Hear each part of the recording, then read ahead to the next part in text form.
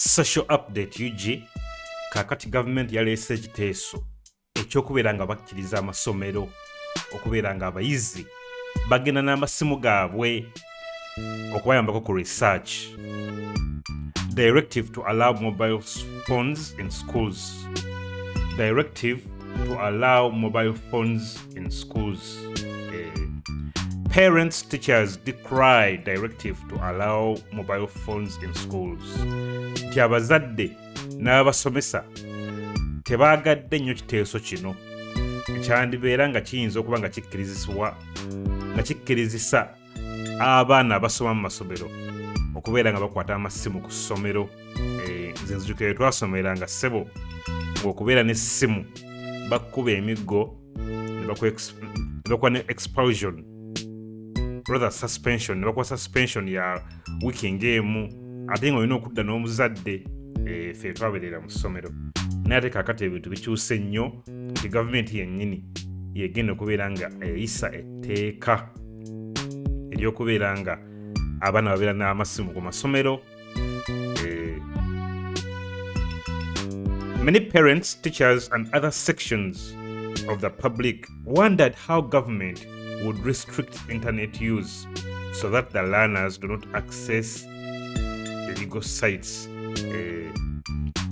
Abazadde n'abasomesa n'ebitongole ebirala ebya public byewuunya lwaki gavumenti ya blockinga internet use oba okukozesa internet so that abasomi bano teba-accessinga site ezitali nnungi ku bo, site ng'ez'ebyobuseegu bwetyo.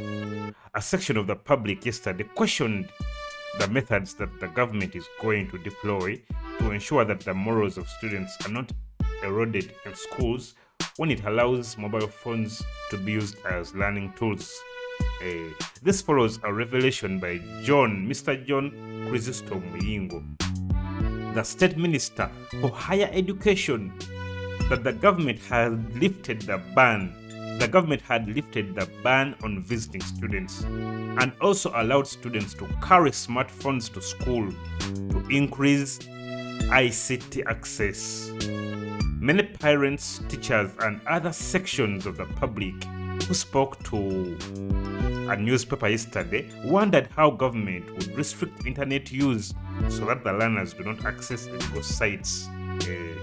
Ngoye nkugambye nti nno abazadde n'abasomesa beewuunyiza nnyo okubeera nga gavumenti yakkiriza abaana okuba nga bagenda n'amasimu ku masomero, ne beebuuza nti gavumenti enaakikola etya okubeera ng'etangira abaana okubeera nga bafuna access ku sayiti ezimu ez'obulabe gamba ng'ez'obuseegu, gamba ng'eza betting, kubanga nze ndowooza nti nno omwana wawe abeera ku ssomero ng'asibye akapapula ajja kuba akebeera ssaawa 4. Ttiimu ya Japan yakoze etya?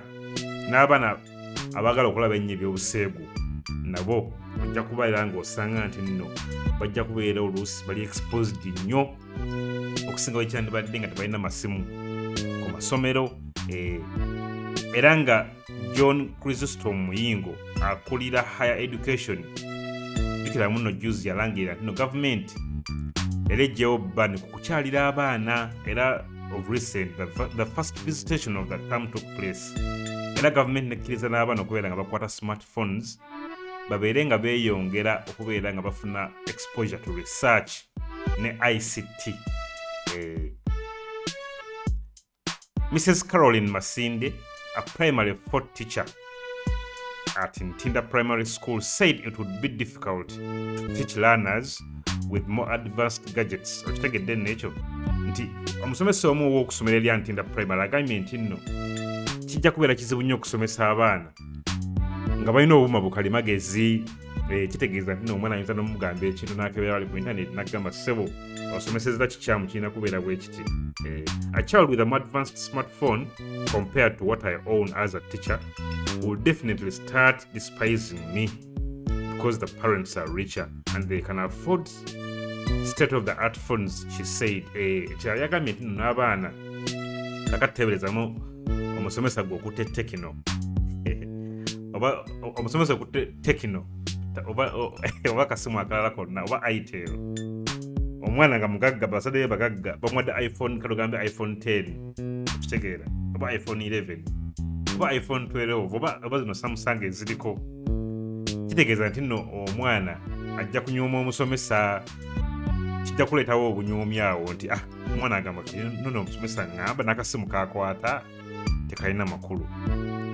Ebyo bijja kubeerawo nno mu masomero nze mbabuulira mazima nange from my own personal perspective it will bring a lot of inequality and crime kubanga ate nezo essimu ez'ebbeeyi ku ssomero wabeerayo abaana abagezi bajja kwagala okuzibba. Okitegeera ekyo era ojja kuwulira emisango nti ono essimu ye baagibbye, ono essimu ye baagibbye, abazadde bajja kujja ku ssomero nti ono omwana essimu ye gye namugulira baagimubbako and so on and so forth.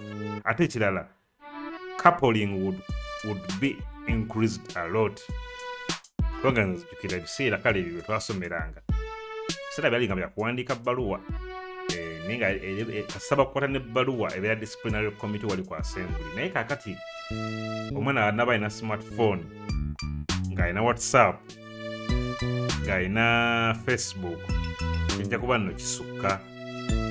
Kiba kitegeeza nti nno omulenzi wona ayagala okukola n'omuwala tebijja kubanga byabiri biseera oba okumumiitinga oba wa ajja kuba mu WhatsApp nga bu WhatsAppings.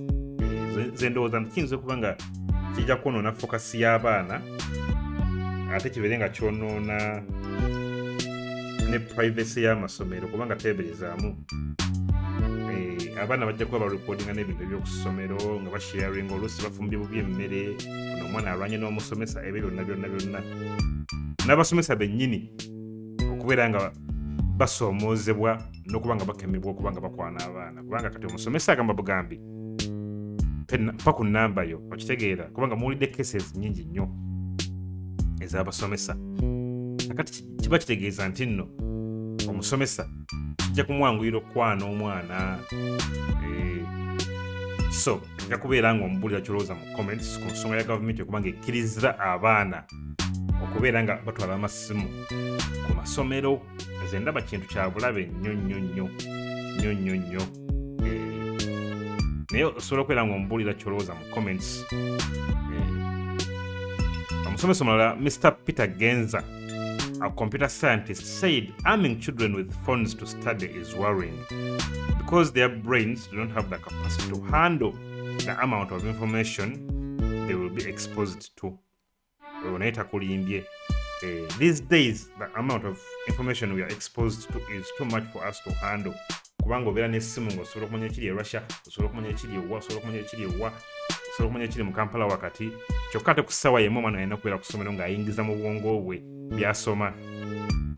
Kiba kitegeeza nti nno omwana ajja kuba alina a lot of things oba a lot of food on his plate to take on. Yeah. The internet has a lot of trash like pedophiles, porn vendors and child predators. How will the government ensure that these kids do not access such materials? He asked.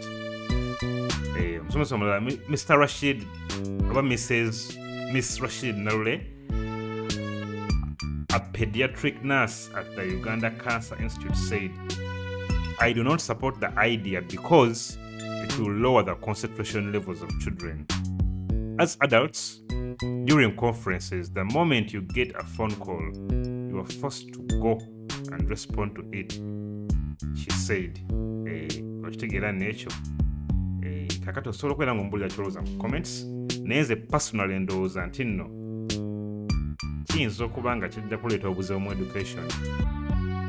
While there is no denying that the world is moving fast with technology changing every day and that we must adapt or die, we must think deeply about the implications of decisions made while we play catch up. Yesterday we reported that the government made a U-turn barely less than 24 hours after proposing to authorize the use of mobile phones by learners in schools. The State Minister of Higher Education, Mr. John Chrysostom Muyingo, revealed that the Ministry of Education is working on a policy that will soon be presented to Cabinet for approval to guide the use of ICT in institutions of learning and also promote equity in access to quality education. So, mbulira kyolowooza mu comments ku nsonga y'amasimu kubanga gagenda kuba gakkirizibwa mu masomero. Wandyagadde omwana wa gikwate gwasomera ebiseera bye wasomeramu wandyagadde okubeera nga okozesa essimu. Mbulira kyolowooza mu comments. Don't forget to subscribe and hit the bell button. Peace.